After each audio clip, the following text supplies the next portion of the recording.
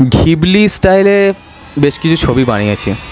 খুব বড় পাপ করেছি কি, সেটা নিয়ে এই ভিডিওতে আগে কথা বলবো।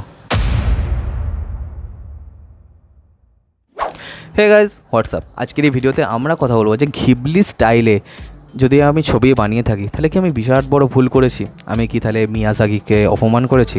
আমি কি এআই ড্রিভেন একটা লাইফ লিড করছি?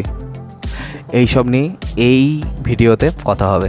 তো ঘিবলি স্টুডিওর যিনি প্রতিষ্ঠাতা তিনি হচ্ছেন মিয়াজাকি, এবং মিয়াজাকি সমস্ত আঁতেলদের কাছে খুব বেশিভাবে জনপ্রিয়। ঠিক আছে, যে কোনো যদি আঁতেলদের সাথে আপনার আলাপ পরিচিতি থাকে তাহলে আপনারা কিন্তু মিয়াজাকির কথা এর আগে থেকেই জানবেন।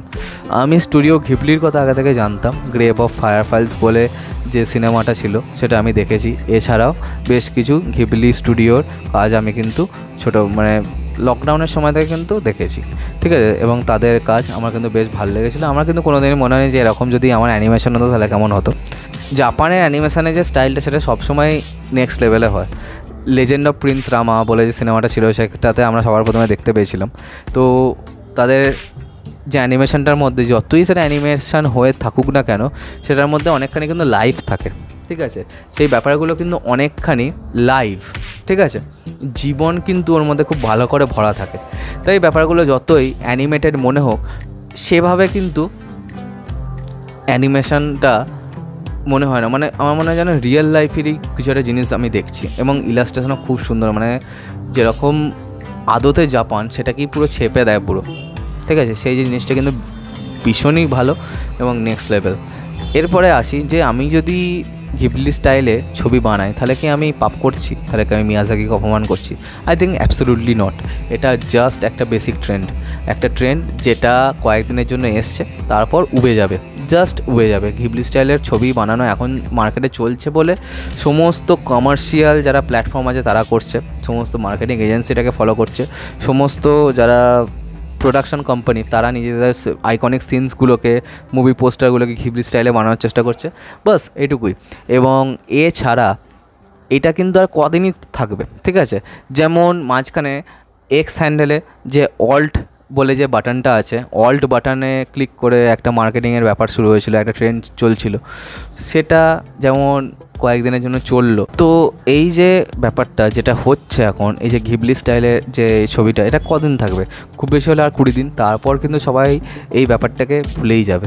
এবং এই ঘিবলি স্টাইল আসার পরে, ভাইরাল হওয়ার পরে যে মানুষজন মিয়াজাকিকে নিয়ে কথা বলছে, এটাই তো আমার মনে হয় অনেক বিশাল একটা বড় প্রাপ্তি। যে লোকটাকে কেউ চিনতই না তাকে নিয়ে কথা হচ্ছে, সেই জিনিসটা তো ভালো। আই থিঙ্ক মানুষজন চিনছে সেরকম একটা ব্যক্তিকে। এর আগে ঘিবলি স্টুডিও বলে যে কিছু ছিল, সেটাই তো মানুষ জানতো না। আজকে চ্যাট জিপিটি কী করে করতে পারছে? যদি আমরা জাপানের যে কপিরাইটের যে এটাকে দেখি, ঠিক আছে, আইনটাকে, তো তারা তো নিজেরাই এআইকে ফিট করিয়েছে। তাহলে এটা নিয়ে এত কান্নাকাটি করার কী আছে, তাই না? জাপান সরকার বারবার ব্লান্ডার করে। জাপান যতই 2050-এ বাঁচুক না কেন, তাদের সরকার কিন্তু বারবার এপিক ব্লান্ডার্স করে এসছে অল ওভার দ্য ইয়ার্স।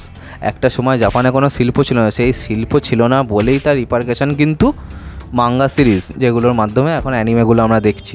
ঠিক আছে, সেই জন্যে কিন্তু এই জিনিসটা হয়েছে। জাপানের যে মেন্টালিটিটা সেটা হচ্ছে তারা কিন্তু কখনোই ফিনিক্সের মতো, ঠিক আছে, কখনোই দমে থাকে না। কিন্তু তাছাড়াও তাদের যেটা ভুল, সেটা ভুলটাকে তো ভুল বলেই মানতে হবে রে ভাই। মিয়াজাকি খুবই বড় একজন শিল্পী, এবং মিয়াজাকির কথা আমাদের মনে হয় জাতিস্বর বলে যে সিনেমাটা, যেটা সৃজিত মুখার্জির আছে, সেখানে একটা গানেতেও আমরা পেয়েছিলাম। তো সেটা অনুপম রায় লিখেছিলেন।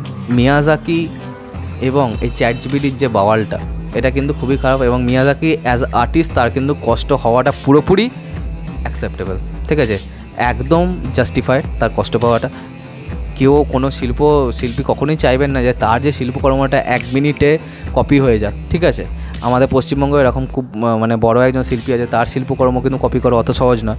ঠিক আছে, এবং অন্যদিকে আমার যদি মনে হয় যে আমি যে শিল্পটাকে বানাচ্ছি সেটাকে আমি প্রোটেক্ট করে রাখবো, আই থিঙ্ক আমার সেটাকে এইভাবে গিভাবে করে দেওয়া কোনো জায়গাতেই উচিত নয়।